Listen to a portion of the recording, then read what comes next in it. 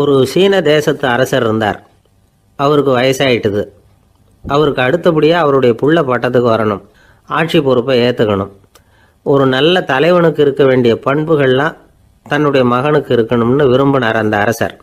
அதனால் இளவரசனை பக்கத்தில் இருந்த ஒரு குரு கிட்ட அனுப்புனார். இளவரசன் அவர்கிட்ட போய் சேர்ந்தான். அந்த குரு என்ன பண்ணார் தெரியுமா? இவனை பார்த்து சொன்னார், இதை பாருப்பா, நீ என்ன பண்ணுற, இப்போவே பக்கத்தில் இருக்கிற காட்டுக்கு போ, நடுக்காட்டில் போய் ஒரு இடத்துல உட்காந்துக்கோ. அங்கே என்னென்ன சத்தம்லாம் உன் காதில் விழுதுன்னு கவனித்து கேளு.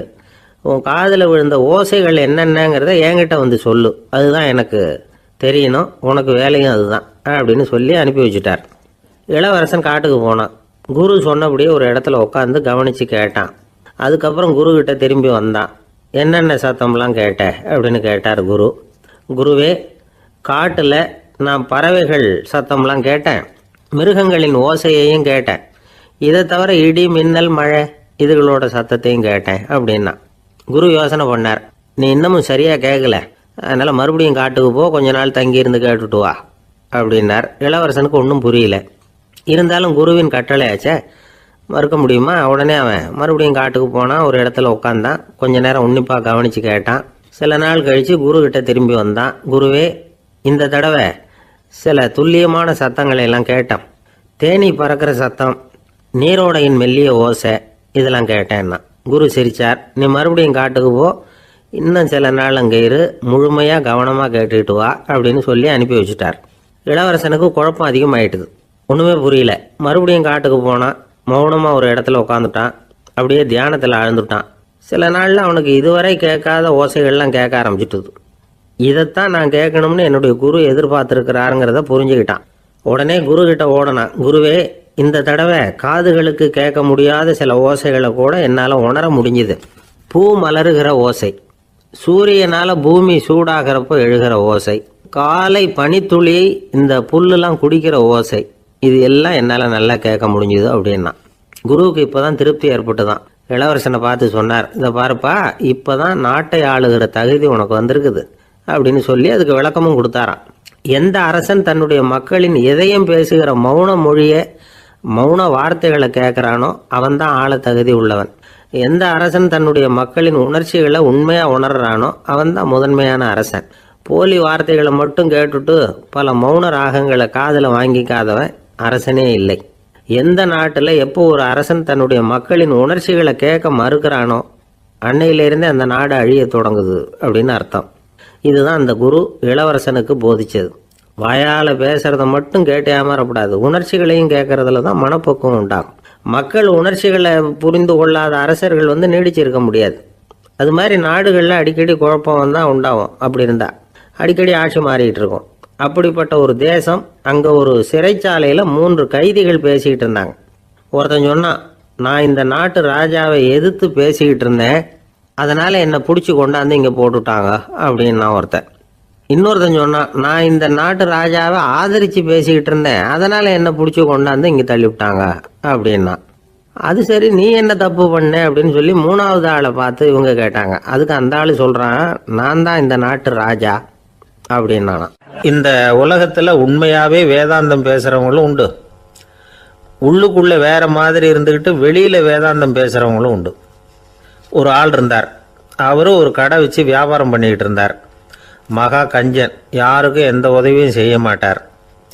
எச்சில் கையென்ன ஈர கையை கூட உதற மாட்டார். அப்படிப்பட்ட மனுஷன். அந்த ஊருக்கு ஒரு முனிவர் வந்துக்கிட்டு இருந்தார். வருஷத்துக்கு ஒரு தடவை வருவார். ஒரு நாள் 2 நாள் இருப்பார், அப்புறம் போயிடுவார். அந்த முனிவர் வர்றப்போலாம் இந்த ஆள் எழுந்திரிச்சு ஓடி போய் அவரை வரவேற்பான். ரொம்ப பெரிய வேதாந்தி மாதிரி அவர்கிட்ட பேசிக்கிட்டு இருப்பான். காயமே இது பொய், வெறும் காற்றடைத்த பையும்மா, தர்மம் தலைகாக்கும்மா, பணம் என்ன சார் பணம், இன்னைக்கு ஒருத்தன் கையில் இருக்கும், நாளைக்கு ஒருத்தன் கையில் இருக்கும், எல்லாம் மாயம், எனக்கு தான் இன்னமும் இந்த சம்சார பந்தத்திலிருந்து விடுபடுறதுக்கு நேரம் வரலேம்மா. அந்த முனிவரும் இந்த ஆள் இப்படி சொல்கிறத கேட்ட உடனே, ஏப்பா அப்படி சொல்கிற, இப்போ கூட நீ சரின்னு சொல்லு, உனக்கு தீட்சை கொடுத்து இதிலேருந்து விடுபடுற ஞானத்தை போதிக்கிறேன் பார். உடனே அந்த ஆள் என்ன சொல்லுவான் தெரியுமா? ஐயோ சாமி, இப்போ அது எப்படிங்க முடியும், பிள்ளைங்கள்லாம் சின்ன சிறுசுங்க, அதுகளுக்கெல்லாம் ஒரு கல்யாணம் காட்சின்னு செஞ்சு கடமையை முடிச்சுட்டா நீங்கள் சொல்கிறபடி செஞ்சு விடலாமா. சரி, இன்னும் முனிவர் போயிடுவார். அடுத்த வருஷம் வருவார். இவன் வழக்கம் போல் வேதாந்தம் பேசுவான். சரி, தீட்சை கொடுக்குறேன் வா அம்பார். பேரம்பேத்தியை பார்க்கணும், கோர்ட்டில் கேஸ் ஒன்று இருக்குது, அது முடியணும் அப்படின்னு தயங்க ஆரம்பிச்சிருவான். எல்லாம் சொல்லுவான், ஆனால் குடிக்கிறதுக்கு தண்ணி கூட கொடுக்க மாட்டான். ரொம்ப வருஷம் கழித்து மறுபடியும் ஒரு நாள் அந்த ஊருக்கு முனிவர் வந்தார். இவன் கடைக்கும் வந்தார். அப்புறம் அங்கே கல்லாவில் நம்ம ஆள் இல்லை, அவன் புள்ள தான் உட்காந்துருக்கிறான். அப்பாவை போலவே புள்ளையும் எழுந்திரிச்சு ஓடியாந்து முனிவரை வரவேற்றான். அப்பா எங்கேன்னு விசாரித்தார் முனிவர். ஐயோ, அதை ஏன் கேட்குறீங்க சாமி, உங்ககிட்ட தீட்சை வாங்கி இந்த சம்சார பந்தத்திலேருந்து விடுதலை பெறணும்னு சொல்லிக்கிட்டே இருப்பார். அது நிறைவேறாமலே போய் சேர்ந்துட்டார். போன மாதம் ஒரு நாள் திடீர்னு நெஞ்சு வலிக்குதுன்னார், அவ்வளோதான் போட்டுன்னு போயிட்டார் அப்படின்னு புலம்புனான் பையன். இதை கேட்டதும் முனிவர் சிரிச்சாரான். அவன் எங்கடா போவான், உன் அப்பா எங்கேயும் போகல, இதோ வாழை ஆட்டிக்கிட்டு உன் காலடியிலே இருந்துக்கிட்டு இருக்கான் பார் அப்படின்னு சொல்லி அங்கே நின்றுக்கிட்டு இருந்த ஒரு நாயை சுட்டி காட்டினாரான். என்ன சாமி சொல்கிறீங்க அப்படின்னு ஆச்சரியமாக கேட்டிருக்கான் பையன். உடனே முனிவர் அந்த நாயோட தலையில் ஒரு தட்டு தட்டி பேசுகிறா அப்படின்னாரான். உடனே அந்த நாய் வேதாந்தம் பேச ஆரம்பிச்சுட்டு தான். காயமே இது போய் வெறும் காற்றடைத்த பைய அப்படின்னு தான். முனிவர் சொன்னார், அடே இப்போவும் ஒன்றும் கெட்டு போகல, நீ விரும்புனா சொல்லு, உனக்கு தீட்சை கொடுத்து என் பின்னாடியே அழைச்சிட்டு போயிடுறேன், அங்கே அழைச்சிட்டு போய் உனக்கு ஞானத்தை போதிக்கிறேன், வர்றியா அப்படின்னு கேட்டிருக்கார். உடனே அந்த நாய் சொல்லிச்சான், ஐயோ அதை ஏன் கேட்குறீங்க சாமி, நான் உண்ணாமல் தின்னாமல் ஏராளமான சொத்து சேர்த்து வச்சுட்டேன். என் பிள்ளைங்க அதோட பெருமை தெரியாமல் ராத்திரி நேரம்லாம் கதவை திறந்து போட்டுட்டு தூங்கிடுவாங்க. அதனால் இப்படி நாயாக பிறந்து ராத்திரி பகலாக சுற்றி சுற்றி காவல் காத்துக்கிட்டு கிடக்கிறேன். இப்போ எப்படி சாமி வர முடியும் அப்படின்னு கேட்டுதான். அறியாமையிலேயே சுகம் கண்டு இப்படி இருக்கிற ஆளுங்களுக்கு எப்படி விடுதலை கிடைக்கும், எப்போ விடுதலை கிடைக்கும் அப்படின்னு கேட்குறார் தசாவதானி, திருக்குறள் பேர் ராமையா. அவர் கேட்குறது நியாயம் தானே. இந்த காலத்து பையன் ஒருத்தன் அப்பா கிட்ட சொன்னான், அப்பா இன்னைக்கு நான் ₹1 மிச்சப்படுத்தி விட்டேன் அப்படின்னு. நானும் அப்படியா, என்னடா பண்ணேன்னு கேட்டிருக்கார் அப்பா. டவுன் பஸ்ஸில் ஏறாமல் அது பின்னாடியே ஓடியாந்தேன், ₹1 மிச்சம் தானே அப்படின்றான். அட பாவி, ஒரு ஆட்டோ பின்னாடி ஓடியாந்துருந்தா ₹10 மிச்சமாயிருக்குமே, வேஸ்ட் பண்ணிட்டியே அப்படின்னாரான் அந்த அப்பா. ஒரே ஒரு ஊரில் ஒரு பாதிரியார் இருந்தார். ரொம்ப நாள் சந்தோஷமாக வாழ்ந்தார். ஒரு நாள் அவர் மடத்து சமையல் அறையில் பாத்திரங்களை கழுவி துலக்கி சுத்தப்படுத்திக்கிட்டு இருந்தார். அந்த சமயத்தில் ஒரு தேவதூதன் அவர் முன்னாடி நின்னான். இவர் நிமிர்ந்து பார்த்தார். ஆண்டவர் என்னை உங்ககிட்ட அனுப்பியிருக்கிறார், பரலோகத்தில் வாசம் செய்யறதுக்கு உங்களுக்கு நேரம் வந்துட்டுது அப்படின்னு அந்த ஆள். ஆண்டவருக்கு என்னோட ஞாபகம் வந்ததுக்கு நன்றி. ஆனாலும் இப்போ இங்கே நீயே பாரு, எவ்வளவு பாண்டங்கள் பாக்கி இருக்கு, இவ்வளவையும் நான் சுத்தப்படுத்த வேண்டியிருக்கு. நான் நன்றி கெட்டவனாக இருக்க விரும்பலை. இந்த பணியை முடிக்கிற வரைக்கும் என்னுடைய பரலோக வாழ்வை தள்ளி வைக்க முடியுமா, நீ என்ன நினைக்கிற அப்படின்னு கேட்டார். தேவதூதன் தனக்கே உரிய விவேகத்தோட அன்போட பாதிரியாரை பார்த்தான். சரி, என்ன செய்யலாம்ங்கிறத அப்புறம் சொல்கிறேன் அப்படின்னு சொல்லிவிட்டு புறப்பட்டு போயிட்டான். ஒரு நாள் அந்த பாதிரியார் தோட்டத்தில் உள்ள களைகளை எல்லாம் ஒரு களை கொத்தியால் கொத்தி களை எடுத்துக்கிட்டு இருக்கிறார். அந்த சமயத்தில் இந்த தேவதூதன் மறுபடியும் அவர் முன்னாடி நிற்கிறான். பாதிரியார் பார்த்தார். இதை பாரு, இந்த தோட்டம் பூராவும் எவ்வளவு களை மண்டி கிடக்கு, பரலோகம் கொஞ்ச காலம் எனக்காக பொறுத்திருக்கலாம்னு நீ நினைக்கிறியா அப்படின்னு கேட்டார். தேவதூதன் சிரிச்சுக்கிட்டே மறுபடியும் மறைஞ்சிட்டான். மறுபடியும் அவர் களை எடுக்கிறது, தானிய களஞ்சியத்துக்கு வர்ணம் பூசுறது, இப்படிப்பட்ட வேலைகளில் ஈடுபட்டிருக்கார். இன்னொரு நாள் ஒரு மருத்துவமனையில் நோயாளிகளை கவனிச்சுக்கிட்டு ரொம்ப தீவிரமாக இருக்கிறார் அந்த பாதிரியார். ஒரு நோயாளியோட தாகத்துக்கு தண்ணீர் கொடுத்துட்டு நிமிர்ந்து பார்க்குறப்போ தேவதூதன் மறுபடியும் அவர் முன்னாடி நிற்கிறான். இந்த தடவை பாதிரியார் தன்னலமற்றவராக பேரன்பை காட்டக்கூடிய வகையில் தன்னுடைய 2 கைகளையும் உயர்த்தியபடி தேவதூதனின் கவனத்தை பிணியால் வாடக்கூடிய நோயாளிகளின் பக்கம் திருப்பினாராம். தேவதூதன் ஒன்றும் சொல்லலை, மறைஞ்சிட்டான். அன்னைக்கு சாயந்தரம் பாதிரியார் மடத்தில் உள்ள தன்னுடைய அறைக்கு போய் இளைப்பாறினார். யோசித்து பார்த்தார். தேவதூதனையும் தேவதூதனின் விருப்பத்தையும் பல நாள் தள்ளி போட்டு வந்ததையும் அவர் ரொம்ப நினச்சி பார்த்தார். திடீர்னு தான் முதுமை அடைகிறதையும் சோர்வு அடைகிறதையும் உணர்ந்தார். ஆண்டவரை நினச்சார். ஆண்டவரே, உம்முடைய தூதனை மறுபடியும் என்கிட்ட அனுப்புனா நான் சந்திக்கிறதுக்கு ஆவலாக இருக்கேன் அப்படின்னு சொல்கிறப்பவே தேவதூதன் பக்கத்தில் நின்னான். பாதிரியார் நிமிர்ந்து பார்த்தார். நீ இப்போவே என்னை அழைச்சிக்கிட்டு போக விரும்பினா நான் பரலோகத்துக்கு வர்றதுக்கு தயாராக இருக்கேன்னார். தேவதூதன் அந்த பாதிரியாரை அன்போடவும் விவேகத்தோடவும் பார்த்து, நீங்கள் என் கூட பரலோகத்துக்கு வர்ற தயாராக இருக்கிறதா சொல்கிறீங்க, ஆனால் நீங்கள் இது வரைக்கும் வேறு எங்கே இருந்ததா நினைக்கிறீங்க அப்படின்னு. அப்படின்னா இது வரைக்கும் இருந்த இடம்தான் பரலோகம் அப்படிங்கிறத உணர்த்தியிருக்கிறான். பரலோகம்னா என்னென்னு புரிஞ்சுக்கிறதுக்கு இந்த சம்பவம் நமக்கு உதவியாக இருக்குது. தொண்டு செய்கிறத விட பெரிய செயல் வேறு எதுவும் இருக்க முடியாது. அது நம்ம மனசுக்கு கொடுக்குற சுகத்தை வேறு எதுவும் கொடுக்க முடியாது. நாம் தொண்டு செய்கிற இடம் தான் அந்த புண்ணிய இடம். ஆனால் இந்த காலத்துல எல்லாம் நாம் தொண்டு செய்யணும்னு நினச்சி ஏதாவது ஆரம்பித்தா கூட அதை ஒரு மாதிரியாக சுற்றி நின்று வேடிக்கை பார்க்க ஆரம்பிச்சிடுறாங்க. ஒரு பெரியவர் அப்படித்தான் ஒரு தொண்டு செஞ்சுக்கிட்டு இருந்தார். ஒரு கோவில் கட்டிக்கிட்டு இருந்தாங்க. அதில் ஒரு இடத்துல ஒரு பலகையை வச்சு ஆணி அடிக்கிற வேலையை செஞ்சுக்கிட்டு இருந்தார் அந்த பெரியவர். ஒரு சின்ன பையன் அதை ரொம்ப ஊக்கமாக அக்கறையாக கவனிச்சிக்கிட்டு இருந்தான். பெரியவர் இதை கவனித்தார். என்னப்பா பார்க்குற, உனக்கும் இது மாதிரி தொண்டு செய்யணும்னு ஆசையாக இருக்கா அப்படின்னு கேட்டார். அதுக்கு அந்த பையன் சொல்கிறான், அப்படி இல்லைங்க, நீங்கள் ஆணி அடிக்கிறப்போ கையில் சுத்தியால் அடிச்சுக்கிட்டா எப்படி துடிப்பீங்க எப்படி கத்துவீங்கன்னு தெரிஞ்சுக்கிறதுக்காக அதை பார்க்கணும்னு ஆசை, அதுக்காக தான் காத்துக்கிட்டு இருக்கேன் அப்படின்னு நான். ஒரு ராஜா ஊரெல்லாம் சுற்றி பார்த்துட்டு வரலாம்னு ஒரு நாள் புறப்பட்டு போனார். ஒரு இடத்துல தறி நெசவு வேலை ரொம்ப மும்முரமாக நடந்துக்கிட்டு இருந்தது. ஒரு பெரியவர் தறியால் நெசவு வேலை செஞ்சுக்கிட்டு இருந்தார். பக்கத்தில் ஒரு அழகான பொண்ணு உட்காந்து நூலை சுற்றிக்கிட்டு இருக்குது. ராஜா அந்த பெரியவரை பார்த்து யார் இந்த பொண்ணுன்னு விசாரித்தார். ராஜா அப்படி கேட்டதும் அவருக்கு ரொம்ப பெருமையாக போயிட்டுது. ஏன்னா உட்காந்துருந்தது அவரோட மகள். அரசே, இது என்னுடைய மகள். இவ வேகமாக நூல் தெரிக்கக்கூடியவள். வைக்கோல் எடுத்து இவ தெரிச்சா கூட அது எல்லாம் பவுனிழையாக வெளியில் வரும் அப்படின்னு ஒரு ராசி இவளுக்கு அப்படின்னு ரொம்ப பெருமையாக ராஜா கிட்ட சொன்னார். ராஜா இதை கேட்டதும் அசந்துட்டார். அப்படியா, இவ்வளவு அழகும் சாமர்த்தியமும் உள்ள இந்த பொண்ணு என்னோட வரட்டுமே, இவளை என் மருமகளை ஆக்கிக்கிறேன் அப்படின்னார் ராஜா. அந்த பெரியவருக்கு ஒன்றும் புரியல. ஏதோ கொஞ்சம் பெருமையாக சொல்ல போக அது இப்படி ஆயிட்டுதே அப்படின்னு கவலைப்பட்டார். இருந்தாலும் ராஜா பேச்ச தட்ட முடியுமா, மகளை அனுப்பி வச்சுட்டார். ராஜா அந்த பொண்ணை அரண்மனைக்கு அழைச்சிட்டு வந்தார். அங்கே ஒரு அறையில் வச்சு பூட்டி விட்டார். அந்த ரூமு நிறைய வைக்கோலை கொண்டாந்து போட்டு அடைச்சாங்க. 3 ராட்டைகள் வேற வச்சுருந்தாங்க. நாளைக்கு பொழுது விடியறதுக்குள்ளே நீ இந்த வைக்கோலையெல்லாம் தங்க இழைகளாக மாற்றி காட்டணும். நாளைக்கு காலம்பரம் நான் இந்த அறை கதவை திறப்பேன். உன் தகப்பன் சொன்னது மாதிரி எல்லாம் தங்கமாக மாறி இருக்கணும், இல்லைன்னா நீ உயிர் தப்ப முடியாது அப்படின்னு உத்தரவு போட்டார். பாவம் அந்த பொண்ணு என்ன பண்ணும், பகல் பூரா அழுதுகிட்டே உட்காந்துருக்குது. ராத்திரி பூராவும் தூக்கம் வரல. மறுநாள் அதிகாலை நேரத்தில் யாரோ கதவை தட்டுற சத்தம் கேட்டுது. பயந்துக்கிட்டே கதவை திறக்கிறா. திறந்து பார்த்தா வெளியில் 3 அவலட்சணமான பெண்கள். ஒருத்திக்கு கால் அகலமாக முறை மாதிரி இருக்குது, இன்னொருத்திக்கு கட்டை விரல் கரண்டி மாதிரி பெருசாக இருக்குது, 3வது பொண்ணுக்கு உதடு தடித்து ரப்பர் மாதிரி தொங்கிக்கிட்டு இருக்கு. யார் நீங்கள், உங்களுக்கு என்ன வேணும் அப்படின்னு கேட்குது இந்த பொண்ணு. நாங்கள் உங்களுக்கு உதவி செய்யறதுக்கு தான் வந்திருக்கிறோம் அப்படின்னு சொல்லி உள்ளே வந்தாங்க. உட்காந்தாங்க. கொஞ்ச நேரத்துக்குள்ளே உள்ளே இருந்த வைக்கோலையெல்லாம் தங்க இழைகளாக மாற்றி கொடுத்துட்டு போயிட்டாங்க. காலையில் ராஜா வந்தார், பார்த்தார். ஆகா பேஷுனார். இன்னும் கொஞ்சம் வைக்கோலை கொண்டாந்து அந்த ரூமில் போட சொன்னார். இந்த வைக்கோலையும் இன்னைக்கு தங்கமாக மாற்றி விடு, நாளைக்கு மறுநாள் உனக்கும் இளவரசனுக்கும் கல்யாணம்னு சொல்லிவிட்டார். இன்னைக்கு ராத்திரி அந்த 3 பொண்ணுங்களும் வந்தாங்க.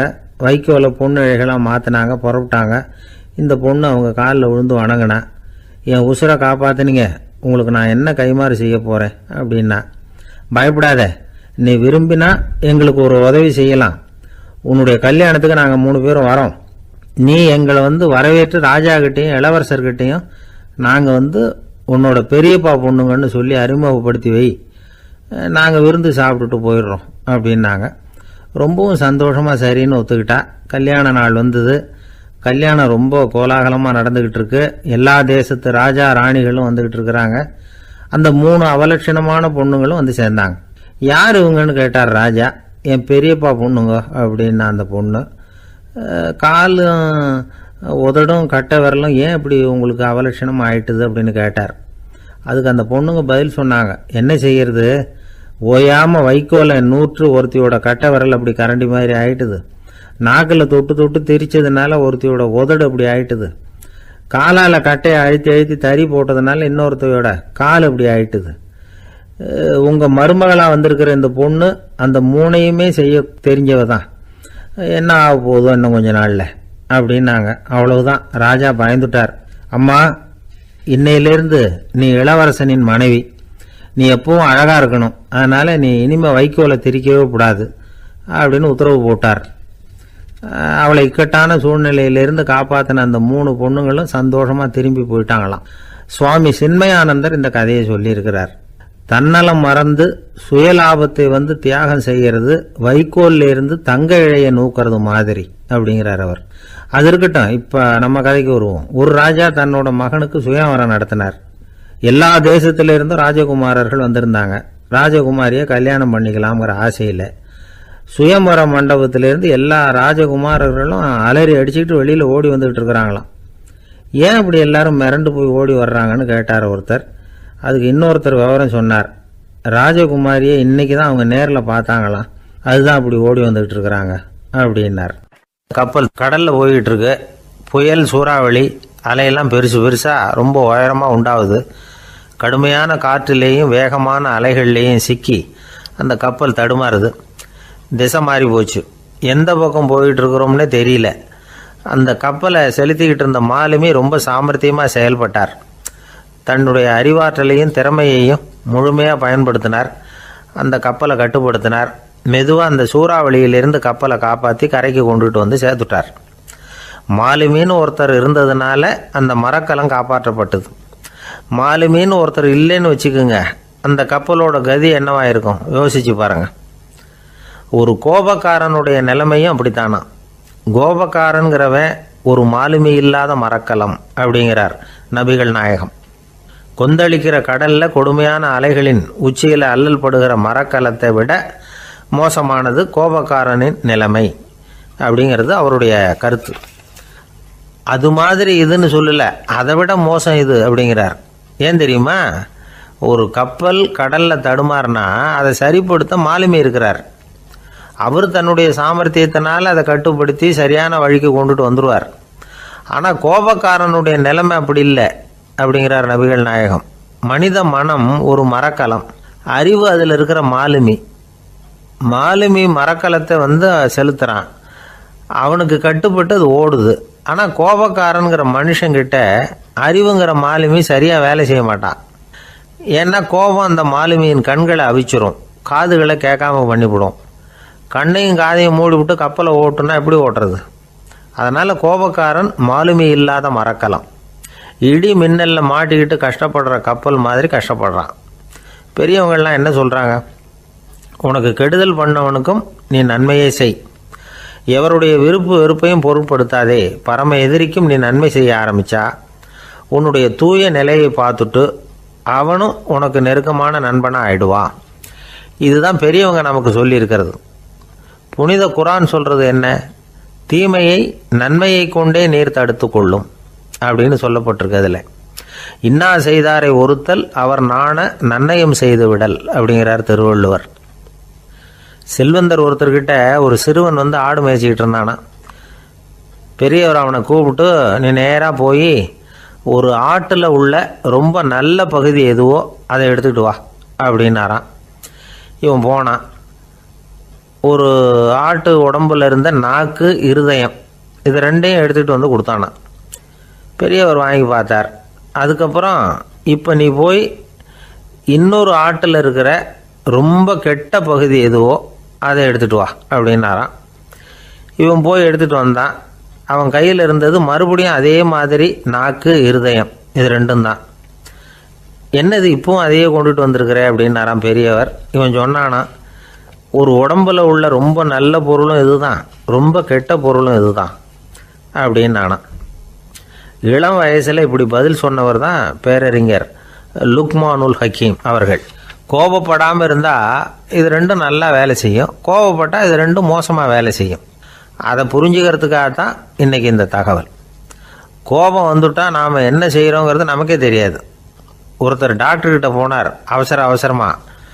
டாக்டர், எனக்கு இப்போ கடுமையான கோப வெறி, எனக்கு கண்ணு மண்ணு ஒன்றும் புரியல, உடனடியாக அதை கட்டுப்படுத்தணும், உடனே இதுக்கு ஏதாவது ஒரு மாத்திரை கொடுங்க ப்ளீஸ் அப்படின்னார். அந்த டாக்டரும் உடனே ஒரு மாத்திரையை கொடுத்து, இதை உடனே போடுங்க, நான் தண்ணி கொண்டுகிட்டு வரேன்னு உள்ளே போனார். தண்ணியோடு திரும்பி வந்தார். இவர் சொன்னார், டாக்டர், நீங்கள் கொடுத்த மாத்திரை ரொம்ப பெருசாக இருந்தது, இருந்தாலும் கஷ்டப்பட்டு முழுங்கிட்டேன்னார். டாக்டர் சந்தேகத்தோடு மேசையை பார்க்குறார். பார்த்தா மாத்திரை அங்கேயே இருக்குது, பேப்பர் வெயிட்டை காணலை. வாழ்க்கையில் சில சந்தர்ப்பங்களில் நாம் சில அவமானங்களை சந்திச்சே தீர வேண்டியிருக்கு. என்ன பண்ணுறது, காலம் அப்படி. அவமானப்படுறவங்க உடனே அடங்கி போயிடுறது தான் உலக வழக்கம். அவமானப்பட்டால் உடனே சீறி எழறவங்களும் உண்டு. ஆனால் அதையே ஒரு சவாலாக எடுத்துக்கிட்டு முன்னுக்கு வர்றவங்களும் சில பேர் இருக்கிறாங்க. அவங்க ரொம்ப அபூர்வம். இன்றைக்கி மனோதத்துவ நிபுணர்கள்லாம் என்ன சொல்கிறாங்க தெரியுமா? அவமானப்பட்டுட்டா உடனே அடங்கி போயிடக்கூடாதான். அதையே ஒரு சவாலாக எடுத்துக்கிட்டு மனசில் ஒரு வைராக்கியத்தோடு முயற்சி பண்ணினா வாழ்க்கையில் எல்லாரும் முன்னேறலாமா. அவமானங்கிறத நாம் வைராக்கியமாக மாற்றிக்கணும். அதுதான் வெற்றிக்கு வழி. ராமர் இந்த பூமியில் பிறந்ததே ஒரு வைராக்கியத்தினால தான் சார் அப்படின்னார் ஒருத்தர். எப்படிங்க அது அப்படின்னு கேட்டேன். அவர் சொன்னார், தசரதருக்கு ராமர் குழந்தையாக பிறக்கணும், அப்போ தான் இங்கே இருக்கிற கஷ்டங்கள்லாம் நீங்கும் அப்படின்னு சர்வ லோகமும் எதிர்பார்த்துக்கிட்டு இருக்குது. ஆனால் அவர் எப்போ பிறப்பார் அப்படின்னு யாருக்கும் தெரியல. அந்த காரியம் சீக்கிரம் நடக்கணுமே, அதுக்கு என்ன பண்ணுறது? நாரதர் வந்தார் ஒரு நாள் தசரதரை தேடி. தசரதா, உனக்கு ஒரு செய்தி தெரியுமான்னு ஆரம்பித்தார். அவர் எப்பவும் இப்படித்தானே ஆரம்பிக்கிறது வழக்கம். என்ன விஷயம்னு கேட்டார் தசரதர். தசரதா, நீ அடிக்கடி உன்னோட தேரில் ஏறிக்கிட்டு தேவலோகத்துக்கு போகிற, அங்கே போகிற வர்ற எல்லாம் பண்ணிகிட்ருக்க, எல்லாம் சரி. தேவலோகத்துலேயும் உன்னை நல்லபடியாக தான் வரவேற்கிறாங்க. தேவேந்திரன் உன்னை பிரியமாக அழைச்சிட்டு போய் தன்னுடைய அரியாசனத்திலேயே தனக்கு பக்கத்திலேயே உட்கார வைக்கிறான். நீயும் சந்தோஷமாக உட்காந்து பேசிவிட்டு வந்துடுற. ஆனால் நீ இங்கே வந்ததுக்கு அப்புறம் அங்கே என்ன நடக்குது தெரியுமா உனக்கு அப்படின்னாரான் நாரதர். என்ன நடக்குது எனக்கு ஒன்றும் தெரியலையே அப்படின்னாரான் தசரதர். நாரதர்கிட்ட கிட்டத்தில் கேட்டிருக்கார், கொஞ்சம் சொல்லுங்கள் என்னது அப்படின்னு. அவர் நெருங்கி வந்தாரான் நாரதரும். மெதுவாக அவர் காதோட காதாக சொன்னாராம். அதாவது நம்ம பாஷையில் சொல்லப்போனால் பற்ற வைக்கிறார். நீ அங்கே தேவேந்திரங்கிட்ட உட்காந்து பேசிவிட்டு வந்த பிறகு நீ அங்கே உட்காந்துருந்த அரியாசனத்தை தண்ணி ஊற்றி கழுவி சுத்தப்படுத்துகிறாங்க. நீ என்ன அந்த அளவுக்கு சுத்தம் இல்லாத ஆளா? தினம் குளிக்காமையாக இருக்கிற அப்படின்னாராம். தசரதருக்கு இது ரொம்ப அவமானமாக போயிட்டுது. அப்படியே செய்கிறாங்க அப்படின்னாராம். ஆமாம், நீ வேணும்னா நான் சொல்கிறது உண்மையா இல்லையா அப்படின்னு சோதனை பண்ணி பார்த்துக்கோ அப்படின்னாரான் நாரதர். உடனே தசரதர் இதுக்காகவே புறப்பட்டு தேவலோகம் போனார். அங்கே வழக்கம் போலவே இவரை கூப்பிட்டு உட்கார வச்சு பேசிக்கிட்டு இருந்தான் தேவேந்திரன். கொஞ்ச நேரம் பேசிக்கிட்டு இருந்துட்டு சரி நான் கிளம்புறேன்னு புறப்பட்டார். சரி, அவனும் வாசல் வரைக்கும் வழி அனுப்பி வச்சுட்டு உள்ளே போயிட்டான். தசரதர் வெளியில் கொஞ்ச நேரம் மறைஞ்சி இருந்துட்டு மெதுவாக உள்ளே எட்டி பார்த்தார் என்ன நடக்குதுன்னு. நாரதர் சொன்னது உண்மைதான். தசரதர் உட்காந்துருந்த ஆசனத்தை அங்கே 2 தேவர்கள் கழுவி சுத்தப்படுத்திக்கிட்டு இருக்கிறாங்க. தசரதரால் இதை தாங்கிக்க முடியல. அவருக்கு ரொம்ப அவமானமாக போச்சு. நேராக கிடுகிடுன்னு தேவேந்திரங்கிட்டே போனார். நான் உட்காந்துருந்த இருக்கையே சுத்தம் பண்ணுறியே, நான் என்ன அந்த அளவுக்கு பாவியா அப்படின்னு கேட்டார். ரொம்ப கோபமாக கேட்டார். தசரதரே, மனுஷனுக்கு 3 கடன்கள் உண்டு. தேவ கடன், ரிஷி கடன், பித்ரு கடன். இதை தீர்க்காதவன் பாவியாகிறான். இதில் மகனை பெறுவதால் தான் பித்ரு கடன் தீரும். உனக்கு மகன் கிடையாது, அதனால் நீ பாவி ஆகிற.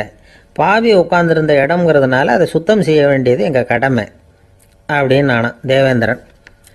இந்த இடத்துல தசரதருக்கு ஏற்பட்ட அவமானம் ஒரு வைராக்கியமாக மாறிச்சு.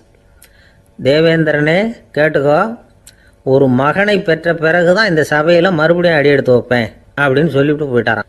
போய் புத்திர காமேஷ் யாகம் பண்ணார். புத்திரர்கள் பிறந்தார்கள். இந்த கதையில் உள்ள கருத்து என்னென்னா, தேவேந்திரன் தசரதரை அப்படி அவமானப்படுத்தலைன்னா அவருக்கு இப்படி ஒரு வைராக்கியம் பிறந்திருக்குமா? யோசிச்சு பார்க்கணும். நமக்கு ஏற்படுகிற சில அவமானங்களையும் வைராக்கியமாக மாற்றிக்குவோம். அப்படி மாற்றிக்கிட்டோம்னா வாழ்க்கையில் முன்னேறலாம். நம்ம ஆளுங்க சில பேர் அவமானத்தை வைராக்கியமாக மாற்றிக்கிறது எப்படி தெரியுமா? நம்மக்கிட்ட ஒரு பையன் சொன்னான், எங்கள் அப்பா என்னை எல்லாருக்கும் முன்னாடி வச்சு திட்டிவிட்டார், பொறுப்பு இல்லாமல் ஊர் சுற்றுறேன்னு சொல்லி அவமானப்படுத்தி விட்டார். இனிமேல் நீ என் முகத்திலேயே முழிக்காதரா போடான்னு வேற சொல்லிவிட்டார். எனக்கு ரோஷம் வந்துட்டுது. அந்த அவமானத்தை வைராக்கியமாக மாற்றிக்கிட்டேன். அன்னையிலேருந்து அவர் முகத்திலேயே முழிக்கிறது இல்லை அப்படின்னா. அப்படியான்னு கேட்டோம். ஆமாங்க, அவர் வீட்டில் இல்லாத நேரமாக பார்த்து உள்ள சமையல் கட்டுக்கு போய் சாப்பிட்டுட்டு நைஸாக வெளியில் வந்துடுவேன் அப்படிங்கிறான் அவன். அசோக மன்னர் வந்துகிட்டு இருக்கார். அவருடைய ஆலோசகர்கள் எல்லாம் பக்கத்தில் வந்துகிட்டு இருக்கிறாங்க. அந்த சமயத்தில் எதிரில் ஒரு புத்த பிக்ஷு வர்றார். அசோகர் பார்க்குறார். ஓடி போய் அவர் காலில் விழுந்து வணங்குறார். அசோக மன்னரின் தலை அந்த புத்த துறவியின் பாதத்தில் பட்டுக்கிட்டு இருக்கு. பக்கத்தில் நின்றுகிட்டு இருந்த அமைச்சருக்கு இது ரொம்ப சங்கடமாக போச்சு. ரொம்ப வருத்தப்பட்டார். நம்ம அசோக சக்கரவர்த்தி எப்பேற்பட்டவர், அவரோட தலை ஒரு சன்னியாசியின் பாதத்துல படுறதா அப்படின்னு நினைச்சு ரொம்ப கவலைப்பட்டார். அரண்மனைக்கு திரும்பினதும் அமைச்சர் மெதுவா ஆரம்பிச்சார். அரசே, எனக்கு ரொம்ப வருத்தமா இருக்குது அப்படின்னார். எதுக்குன்னார் மன்னர். அசோக சக்கரவர்த்தியின் தலை, அதாவது அந்த சிரம், ரொம்ப மதிப்புமிக்க ஒன்று. அது ஒரு சன்னியாசியின் காலில் படலாமா அப்படின்னார். அசோகர் பதில் சொல்லல, சிரிச்சார், போயிட்டார். அதுக்கப்புறம் ஒரு சரியான சந்தர்ப்பத்துக்காக காத்துக்கிட்டு இருந்தார். ஒரு நாள் அமைச்சரை கூப்பிட்டார். எனக்கு 3 தலைகள் வேணும் அப்படின்னார். சொல்லுங்க, கொண்டுகிட்டு வரேன் அப்படின்னார் அமைச்சர். அசோகர் சொன்னார், முதல்ல எனக்கு தேவையானது ஒரு ஆட்டின் தலை, 2வது ஒரு புலியின் தலை, 3வது ஒரு மனிதனின் தலை. இதுதான் அசோகர் கேட்டது. எங்க இருந்தாலும் கொண்டு வாங்கன்னார். அமைச்சர் புறப்பட்டார். ஆட்டுத்தலை, புலித்தலை கிடைச்சிட்டுது. அப்புறமா ஒரு சுடுகாட்டுக்கு போய் ஒரு மனித தலையும் சேகரம் பண்ணிட்டு ராஜா கிட்ட வந்துட்டார். அரசே, உங்கள் ஆணைப்படி 3 தலைகளையும் கொண்டு வந்திருக்கிறேன்னார். அசோகர் பார்த்தார். ரொம்ப நல்லது, இப்ப இது 3ஐயும் எடுத்துக்கிட்டு போய் சந்தையில வித்துட்டு வாங்க அப்படின்னார். அமைச்சர் அதுகளை எடுத்துக்கிட்டு சந்தைக்கு போனார். முதல்ல ஆட்டுத்தலை நல்ல விலைக்கு வித்து போச்சு. நல்ல விலை கொடுத்து வாங்கிட்டு போட்டாங்க. அடுத்தபடியா புலி தலைய ஒருத்தர் வாங்கிட்டார். அதை பாடம் பண்ணி வீட்டில் மாட்டி வைக்கலாமே அப்படின்னு நினைச்சு அதையும் வாங்கிட்டு போட்டார். மனித தலையை மட்டும் வாங்கறதுக்கு யாரும் முன் வரல. எல்லாரும் அதை பார்த்துட்டு விலகி போக ஆரம்பிச்சாங்க. அமைச்சர் திரும்பி வந்தார். அரசே, இந்த தலையை மட்டும் யாரும் வாங்க மாட்டேங்கிறாங்க அப்படின்னார். சரி, பரவாயில்ல, இதை இலவசமாவே எனாமாவே யாருக்கிட்டையாவது கொடுத்துட்டு வந்துருங்க அப்படின்னார். அமைச்சர் மறுபடியும் சந்தைக்கு போனார். இதை இலவசமா தரேன், இதை வாங்கிக்கோங்க அப்படின்னார். அப்பவும் அதை யாரும் வாங்கிக்கிறதுக்கு தயாரா இல்லை. மறுபடியும் திரும்பி மன்னர்கிட்ட விவரத்தை சொன்னார். இப்போ மன்னர் சொல்றார், அமைச்சரே, உயிர் இருக்கிற வரைக்கும் தான் இந்த தலைக்கு மதிப்பு.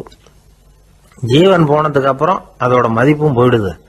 அதனால மதிப்பு இருக்கும் பொழுதே பெரியவர்கள் பாதம் பணிந்து அந்த புனிதத்தை பெற்றுக்கொள்ளணும் அப்படின்னார். பணிவுங்கிறது வேற, அடிமைத்தனம்ங்கிறது வேற. பெரியவர்களை பணிவது நமக்கு பெருமை தரக்கூடிய விஷயம். இதை மனசுல வச்சுக்கிட்டு எப்போ காலில் விழணும், எப்போ காலில் விழக்கூடாது அப்படிங்கிறத முடிவு பண்ணிக்கணும். ஒரு சாதாரண ஆள் நடந்து வந்துகிட்டு இருந்தார். எதிரில் வந்த ஒரு பெரிய மனுஷன் ஓடி போய் அவர் காலில் விழுந்து தன்னுடைய தலையை அவர் பாதத்தில் கொண்டு போய் வச்சார். கொஞ்ச நேரம் கழிச்சு எழுந்திரிச்சு வந்துட்டார். வந்த பிறகு இவரை கேட்டேன், ஏன் திடீர்னு ஓடி போய் அந்த ஆளு காலில் விழுந்தீங்க அப்படின்னு. அவர் போட்டிருக்கிறது என்னோட காணாம போன செருப்பான்னு கண்டுபிடிக்கிறதுக்காக அப்படி விழுந்தேன் அப்படின்னார். உழைப்பும் நேர்மையும் உயர்வதற்கு வழிகள். அதை விட்டுட்டு உட்கார்ந்த இடத்துல இருந்துகிட்டே உயர போகணும் அப்படின்னு ஆசை கற்பனை பண்றாங்க. அந்த கற்பனையிலேயே பாதி வாழ்க்கை ஓடி போடுது. உழைப்புங்கிற வழியையும் நேர்மைங்கிற வழியையும் ஒதுக்கி விட்டு குறுக்கு வழியில ஓட நினைக்கிறவங்க குப்புற விழுந்துடுறாங்க. எந்த தொழிலை நாம செய்தாலும் சரி, அந்த தொழிலுக்குரிய பெருமையை நாம புரிஞ்சுக்கிட்டு அதுல ஈடுபடணும். அப்படி இல்லாம, என்ன சார் பொழப்புது, இந்த தொழிலை மனுஷன் செய்வானா அப்படி புலம்பிக்கிட்டே இந்த தொழிலையே செஞ்சுக்கிட்டு இருக்கிறவங்க நம்மள பல பேர் உண்டு. செய்யும் தொழிலே தெய்வம் அப்படின்னு சொல்றாங்கல்ல, அப்படி சொல்றது எதுக்காக? அந்த அளவுக்கு அதுல ஒரு ஈடுபாடு வேணுங்கிறதுக்காகத்தான். ஒரு பெரிய மலைப்பகுதி, அந்த மலை அடிவாரத்துல ஒரு சிற்பி உட்காந்து ஒரு சிலையை வடிச்சுக்கிட்டு இருக்கிறான். கையில ஒரு சின்ன உளிய வச்சுக்கிட்டு ஒரு பெரிய கருங்கல் பாறையை கொஞ்சம் கொஞ்சமா உடைச்சுக்கிட்டு இருக்கான். ஒரு சிற்பத்தை வடிக்கிறதுங்கிறது அவ்வளவு உன்னதமான ஒரு தொழிலா? எல்லாராலையும் முடியுமா அது? அப்படி இருந்தும் அந்த சிற்பிக்கு மன நிறைவில்லை. அவன் நினைக்கிறான், இந்த கடுமையான வெயில்ல உட்கார்ந்து வேலை செய்யறது எவ்வளவு கஷ்டம். நாம ஒரு சிற்பியா இருக்கிறதுனால தானே சூரியன் கடுமையான வெப்ப கதிர்களை நம்ம மேல வீசுறான். நாமளே அந்த சூரியனா இருந்துட்டா இந்த கஷ்டம் இருக்காதே. நம்மளை கஷ்டப்படுத்துறவன் நம்மளோட வலிமை உள்ளவன், அதனால நாம அவனா மாறி விடுறதுதான் நல்லது அப்படின்னு அந்த சிற்பி யோசனை பண்ணான். அவன் எண்ணம் உடனே நிறைவேறிட்டுது. இயற்கைங்கிற மாபெரும் சக்தி அவனை ஒரு சூரியனா மாத்தி விட்டது. சிற்பி இப்போ ஒரு சூரியனா மாறினான். இனிமே இந்த உலகத்துல நம்மளோட வலிமை உள்ளவன் வேற யாரும் கிடையாது அப்படின்னு நினைக்க ஆரம்பிச்சுட்டான். அவனுக்கு மகிழ்ச்சியா இருந்தது. அந்த மகிழ்ச்சி அதிக நேரம் நீடிக்கல. ஏன்னா கொஞ்ச நேரத்துல ஆகாயத்துல கரிய மழை மேகங்கள் அப்படியே சூழ்ந்து வந்தது. சூழ்ந்து வந்த மேகங்கள் சூரியனை மறைக்க ஆரம்பிச்சது. இப்போ சூரியனா இருந்த அந்த சிற்பி நினைச்சு பாக்குறான், என்ன இது என்னையே இந்த மேகம் மூடி மறைக்குதுன்னா அது என்னை விட பெரிய ஆளா தான் இருக்கணும். அதனால இனிமே நாம சூரியனா இருக்கக்கூடாது, நாம மேகமா தான் இருக்கணும், அதுதான் கௌரவம் அப்படின்னு நினைக்க ஆரம்பிச்சிட்டான். இப்பவும் பாருங்க, இயற்கை அவனுடைய ஆசையை நிறைவேற்றி வச்சது. சூரியனா இருந்த சிற்பி மேகமா மாறினான். வான வீதியில அப்படியே உல்லாசமா வர ஆரம்பிச்சான். அந்த உல்லாசமும் அதிக நேரம் நீடிக்கல. எதிரில பார்த்தா பிரம்மாண்டமான மலைகள் வழியை அடைச்சிட்டு நிக்குது. வேகமா வந்த மேகம் மலையில மோதிக்கிட்டுது. அந்த மலையை தாண்டி அப்பால செல்ல முடியல. இப்போ அந்த மேகம் நினைக்குது, நாம எந்த தடையும் இல்லாம அந்தரத்துல மிதந்து வர்றோம், நம்மையே போக விடாம தடுக்குதுன்னா அந்த மலைக்கு எப்பேற்பட்ட வலிமை இருக்கணும். இனிமேலும் நாம மேகமா இருந்து பிரயோஜனம் இல்ல, இருந்தா மலையா இருக்கணும், அதுதான் பெருமை அப்படின்னு நினைக்க ஆரம்பிச்சான். இப்பவும் பாருங்க, இயற்கை அவனுடைய ஆசையை நிறைவேற்றி வச்சது. மேகமா இருந்த சிற்பி மலையா மாறினான். பெரிய மலை பூமிக்கும் வானத்துக்குமா நின்றுகிட்டு இருக்கு. இனிமே நமக்கு எந்த கவலை இல்லை அப்படின்னு நினைச்சது அந்த மலை. இப்படி நினைச்சுக்கிட்டு இருந்த வேளையில அந்த மலையோட காலடியில அடிவாரத்துல ஏதோ சத்தம் கேட்டது. என்ன சத்தம் இது அப்படின்னு சொல்லி அந்த மலை மெதுவா குனிஞ்சு பார்த்துதான். பார்த்தா அங்க ஒரு மனுஷன் தன்னுடைய கையில உளிய வச்சுக்கிட்டு மலையை கொத்திக்கிட்டு இருக்கிறான். ஏதோ ஒரு சிற்பத்தை வடிக்கிறதுக்காக அவன் முயற்சி பண்ணிட்டு இருக்கிறான். இப்போ அந்த மலை நினைச்சுதான், மலையே ஒருத்தன் உடைக்கிறான்னா அவன் எப்பேற்பட்ட வலிமை உள்ளவனா இருக்கணும். இனிமேலும் மலையா இருந்து பிரயோஜனம் இல்ல, மனுஷனா மாறணும், அதுதான் சரி அப்படின்னு நினைச்சுதான். அந்த வினாடியே அந்த மலை ஒரு மனுஷனா மாறிச்சு. அவன் கையில ஒரு உளி, பழையபடியே ஒரு கருங்கல் பாறையை கொத்த ஆரம்பிச்சான். அந்த ஆள் பழைய நிலைமைக்கு வந்துட்டான். இந்த கதையிலிருந்து நாம தெரிஞ்சுக்க வேண்டியது என்னன்னா, தன்னுடைய உண்மையான பலம் என்னங்கிறது தெரியாமலே தாவி தாவி தடுமாறிக்கிட்டு இருக்கிறான் மனுஷன் அப்படிங்கிறது தான். இனிமேலாவது அதை புரிஞ்சுக்கணும். புரிஞ்சுக்கிட்டு புறப்படணும் வாழ்க்கையில வெற்றி பெறறதுக்கு.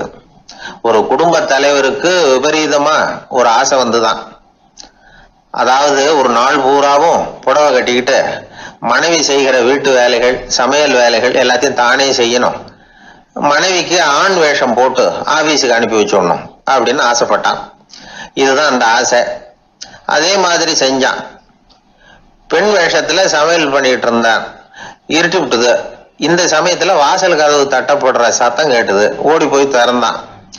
பக்கத்து வீட்டு அம்மா கிடுகிடுன்னு உள்ள வந்துட்டாங்க, காப்பி பொடியோ ஏதோ வாங்கறதுக்கு.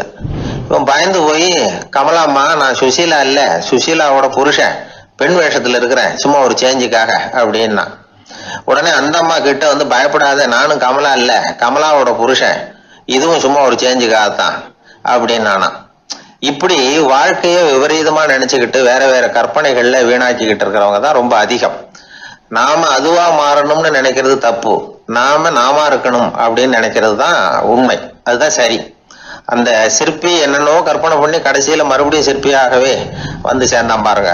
அதனால நம்முடைய உண்மையான பலம் என்ன அப்படிங்கறத தெரிஞ்சுக்கிட்டு நடந்துகிட்டோம்னா